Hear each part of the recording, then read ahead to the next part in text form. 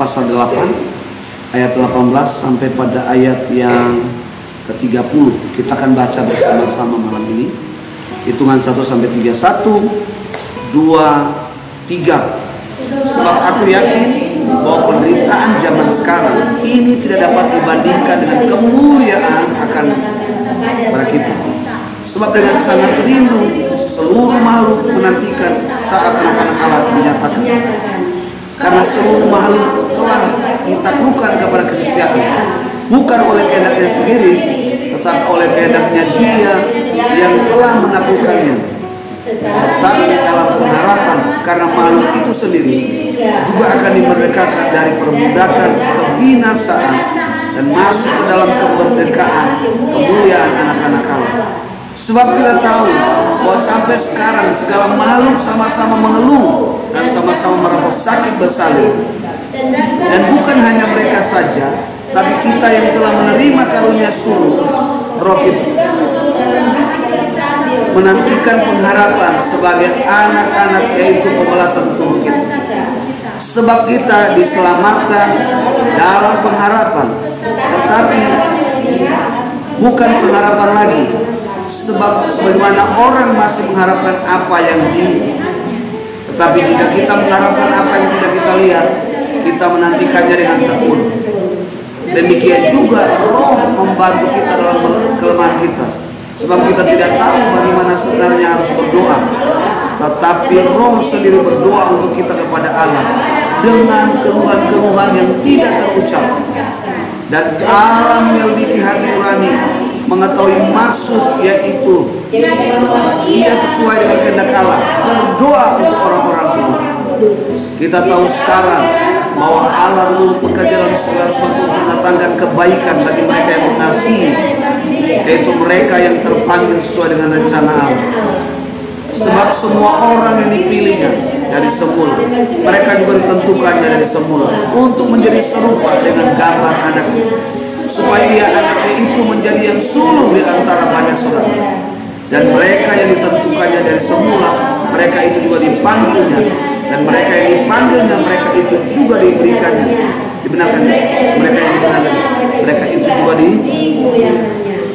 Nah, di dalam penantian kita akan kedatangan Tuhan Yesus Kristus, dikatakan semua makhluk menderita seperti orang bersalin. Kita sedang diperhadapkan dengan keadaan-keadaan hari ini yang membuat iman kita bisa goyah. Keuangan makin sulit, mencari nafkah semakin sulit. Tapi firman Tuhan malam ini meneguhkan iman kita. Ayat 18 dikatakan bahwa penderitaan yang kita alami ini tidak sebanding dengan kemuliaan yang akan. Jadi artinya bahwa penderitaan yang kita alami ini adalah penderitaan yang sementara. Tidak ada satupun badai yang bersifatnya selamanya. Tidak ada satupun penderitaan yang bersifatnya selamanya. Penderitaan itu hanya sementara. Itu sebabnya ayat ini meneguhkan iman kita, bahwa kita sebagai orang-orang yang telah percaya, ya, orang-orang yang telah percaya, kita hidup dalam pengharapan. Beda ya. Orang yang belum percaya, mereka tidak hidup dalam pengharapan, tapi mereka hidup dalam apa? Keputusasaan. Mereka hidup dalam kekecewaan. Makanya Paulus menggunakan kata istilah makhluk. Kita ini makhluk ciptaan Tuhan yang mulia, yang sedang menantikan kemuliaan Tuhan. Dikatakan anak Allah akan dinyatakan di ayat 19 ini. Bapak Ibu bisa lihat ayat 19. Sebab dengan sangat rindu seluruh makhluk menantikan saat anak-anak Allah dinyatakan. Siapa yang dimaksud anak-anak Allah ini? Kita. Dinyatakan dalam apa? Kita dinyatakan di dalam kemuliaan Kristus yang kelak nanti Dia datang. Saudara, kita baru melewati gempa. Ya, semua orang melarikan diri mencari keselamatan. Saya selalu bilang bahwa kematian dengan cara apapun itu tidak menjadi persoalan. Yang menjadi inti hari ini bahwa alamat kita itu harus jelas. Orang mau mati jatuh dari pesawat, orang mau mati dibakar, orang mau mati ditanam hidup-hidup, itu tidak jadi persoalan. Yang menjadi persoalan adalah hati kita yang menjadi kepastian bahwa kita sudah punya Kristus. Nah, dengan keadaan-keadaan yang kita alami ini terkadang membuat kita jadi bingung, ya, membuat kita jadi bingung. Hal pertama yang kita belajar di ayat firman Tuhan ini, bahwa kita sebagai orang-orang yang telah percaya, hiduplah di dalam pengharapan. Pengharapan kita hanya ada dalam Kristus. Kalau Bapak Ibu baca ayat ini selanjutnya, ayat 31, dikatakan apa? Setelah nanti kita melewati ini, kita akan dijadikan lebih dari pemenang. Kita kemarin sudah belajar tentang akhir zaman.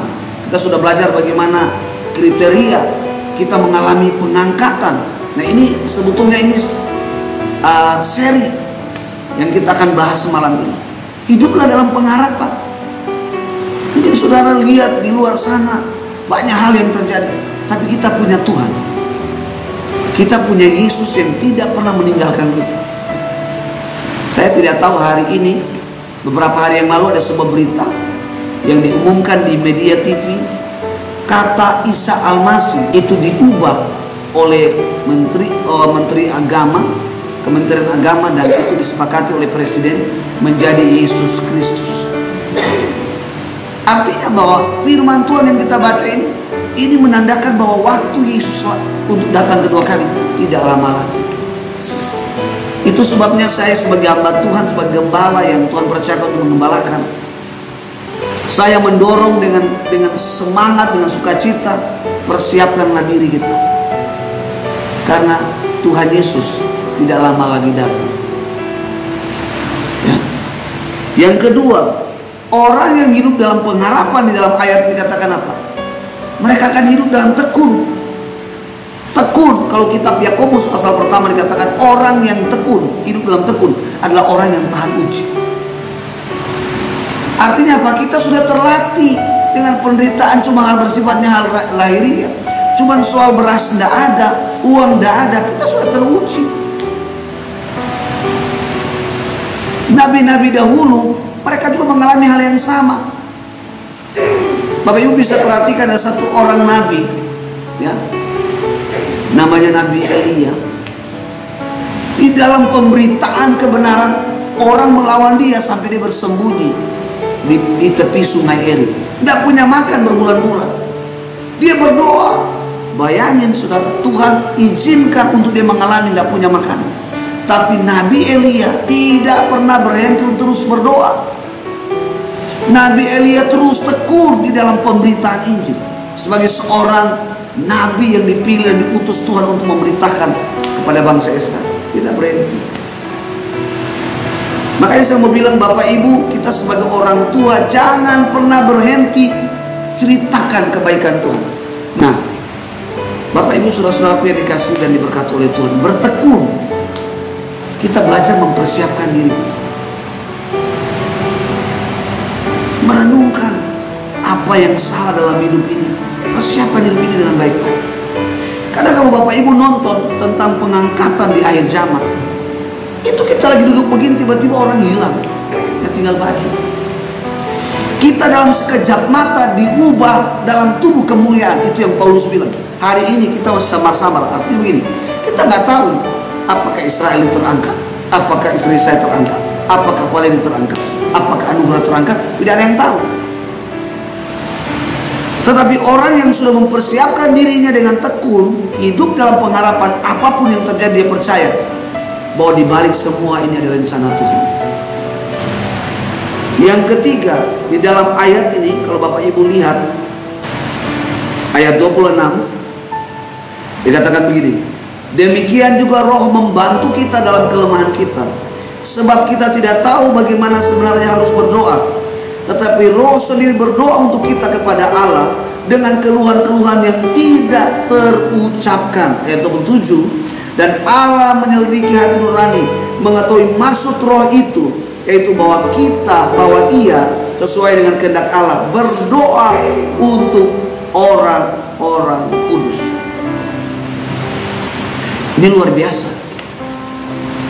Kita punya roh kudus. Allah Roh Kudus ada dalam hidup kita. Setiap kita yang percaya Yesus, kita punya Roh Kudus. Nah, apa peranan Roh Kudus dalam hidup orang percaya? Dikatakan dalam ayat ini, Dialah yang membantu kita dalam kelemahan. Kata kelemahan ini berbicara tentang keterbatasan. Seperti yang saya katakan tadi, saudara tidak tahu apa yang terjadi ini. Itu sebabnya Roh Kudus menyingkapkan bahwa semua yang terjadi ini hubungannya adalah tentang kedatangan Tuhan Yesus. Itu sebabnya Bapak Ibu, di mana ada orang-orang berdoa, di situ ada hadirat Allah. Kenapa? Karena ada Roh Kudus dalam hidup kita. Itu sebabnya Bapak Ibu, mari terus berdoa. Jangan pernah padam api doa ini. Doa semakin. Saya terkadang Bapak Ibu, waktu saya itu untuk mengatur waktu itu kadang tidak cukup. Makanya kadang saya harus bawa gitar. Saya datang sini berdoa. Saya datang berdoa di sini sudah ada yang telepon saya, minta dilayani secara online, didoakan. Bahkan ada yang bertambahan sekarang dari Belanda, minta doa. Jam di sana dengan jam sini berbeda. Bapak Ibu, konseling orang, mentoring orang itu tidak mudah. Terkadang Bapak Ibu kita tidak memahami ini orang ini seperti apa, tapi Roh Kudus langsung sikap. Dikatakan begini di ayat 27 apa? Pada waktu Roh itu membantu kita, Allah menyelidiki hati nurani kita. Allah menyelidiki apa sih maksudnya hati nurani kita. Di dalam Alkitab ada seorang wanita yang pernah melahirkan. Dia menjadi seorang nabi yang paling hebat, namanya Hana. Hana itu berdoa, itu hanya dengan perkataan, dengan dia berdoa tidak bersuara, tetapi Allah menyelidiki hati. Dan Tuhan memberitahu kepada Nabi Elia bahwa Hana ini berdoa keturunan. Itu sebabnya Allah membuka rahim. Lahirlah siapa? Samuel. Seorang imam, seorang raja yang luar biasa yang diurapi, dan dialah diutus Allah untuk mengurapi seorang raja Israel yang menggantikan Saul. Siapa namanya? Daud. Daudlah yang membawa perubahan sejarah yang luar biasa. Dari usia yang masih muda, dia dapat menaklukkan seorang panglima, seorang tentara yang berpengalaman. Namanya siapa? Goliat. Mungkin hari ini penderitaan yang kita alami, mungkin kita lihat seperti Goliat, mungkin untuk sulit menaklukkan. Tapi Daud punya kekuatan itu di doa penyembah. Itu sebabnya Bapak Ibu baca kitab Mazmur dari 1 pasal 1 sampai 150 pasal. Itu ceritanya cuma apa? Pujian, doa, penyembah. Bapak Ibu baca dari Mazmur awal 2, 3, itu bicara doa, nyanyian, doa, nyanyian, doa. Dan memang penderitaan ini hanya bisa dikalahkan hanya lewat doa dan pujian penyembah. Ketika bangsa Israel memasuki kota Yeriko, hanya dikalahkan dengan apa? Doa dan penyembah. Kita akan lemah kalau tidak ada mesbah doa di keluarga. Tidak ada mesbah. Makanya kemarin kita di Kompas ini, saya dorong untuk kita semua, sekalipun kita doa keluarga, kita juga ada doa pribadi. 3 hal ini Alkitab bilang, firman Tuhan yang kita baca, 3 hal ini akan membawa kita mengalami yang namanya pola kebenaran. Karena pola kebenaran itu sifatnya adalah memerdekakan kita, melepaskan kita dari setiap tekanan, melepaskan kita dari setiap penderitaan, melepaskan kita dari setiap ikatan dunia ini. Ayat 23, 24 dikatakan begini, dan bukan hanya mereka saja, tetapi kita yang telah menerima karunia sulung Roh, kita juga mengeluh dalam hati kita sambil menantikan pengangkatan sebagai anak, yaitu pembebasan tubuh kita. Sebab kita diselamatkan dalam pengharapan, tetapi pengharapan yang dilihat bukan pengharapan lagi. Sebab bagaimana orang masih mengharapkan apa yang dilihat, Jadi saudara, orang-orang, kita sebagai orang-orang yang sudah hidup dalam Kristus, yang kita alami itu yang sifatnya roh, yang bukan sifat yang masih kita lihat, yang masih kita raba. Sifat roh artinya apa? Ini namanya pola kerajaan Allah. Karena pola kerajaan Allah itu sifatnya roh. Saudara, pada waktu saudara menyembah Tuhan, saudara nggak lihat Allah, saudara nggak lihat Roh Kudus, tapi saudara bisa merasakan bahwa Dia hadir. Ya. Nah, kalau kita melakukan ini terus menerus dengan tekun, dengan pengharapan, suami, istri, anak-anak bangun menyembah Tuhan. Makanya Bapak Ibu, saya kalau ketika roh saya ini sudah mau menyembah Tuhan, kemudian ada keterbatasan, kelemahan tubuh saya, itu saya paksa sampai saya bisa merasakan hadirat Allah. Ketika saya lagi nyetir mobil, itu saya rasakan hadirat Tuhan luar biasa. Kenapa roh itu akan membantu kita? Karena Roh Kudus adalah hidup kita. Kita akan punya kepekaan yang tajam tentang suara Tuhan kalau yang kita bangun itu adalah terus mesbah doa, pujian, penyembahan, firman kita baca, renungkan setiap hari. Firman Tuhan ini Paulus bilang, ini huruf-huruf yang mati yang kita baca. Tetapi kalau kita baca dengan iman, huruf-huruf yang mati ini akan menghidupkan iman kita. Itu sebabnya saya punya tindakan profetik. Habis saya baca firman Tuhan, saya tumpangkan tangan Tuhan, berkati firman yang setelah saya bacakan. Mungkin orang lihat agak aneh, tapi itu sebuah tindakan profetik. Saya berkati itu saya dalam nama Yesus. Makanya saya dorong saudara-saudara, kalau doa hari ini pujian penyembahan sudah kuat, saya dorong saudara mesti baca firman setiap hari. Jangan saudara baca firman kayak baca koran. Dan bukan hanya mereka, tetapi kita yang wah itu saudara tidak mengalami apa. Saya Bapak Ibu terkadang kalau baca firman Tuhan itu saya menghayati, saya menikmati benar-benar, sehingga yang saya dengar itu bahwa Tuhan sedang berbicara kepada saya. Nah, ayat 28. Ayat 28 katakan ini. Kita tahu sekarang bahwa Allah turut bekerja dalam segala sesuatu untuk mendatangkan kebaikan bagi mereka yang mengasihi Dia, yaitu bagi mereka yang terpanggil sesuai dengan rencana Allah. Siapa mereka ini? Saya dan saudara yang hidup dalam pengharapan kepada Kristus, tekun di dalam menghadapi setiap penderitaan ini, bersekutu di dalam doa, membangun pujian penyembahan. Banyak orang berpikir bahwa kalau dia jadi Kristen, dia ibadah. Tidak menjadi patokan orang yang beribadah, orang yang melayani Tuhan, itu tidak menjadi patokan. Tetapi menjadi patokan adalah orang percaya yang hidup dalam pengharapan kepada Kristus, dengan tekun menghadapi tantangan dunia ini dan bersekutu dengan Tuhan. Mereka itulah yang dimaksud. Yang dimaksud Allah. Allah akan turut bekerja. Oh, banyak orang memahami ayat ini begini. Tidak usah kerja, kalau melayani tidak usah kerja. Allah kan bekerja untuk mendatangkan kebaikan. Bagaimana Allah mendatangkan kebaikan? Kita bergerak, Allah yang bekerja. Tangan kita bekerja, Allah yang bergerak untuk mendatangkan kebaikan. Ya, coba saudara bilang begini, saudara berdoa begini, Tuhan berkati tubuh saya supaya sehat, kuat, tidak sakit lagi. Tapi saudara hanya makan, tidur, duduk, bangun, tidur, duduk. Kira-kira saudara sehat gak? Saya yakin perut saudara akan semakin naik, ya kan? Berat saudara pasti naik.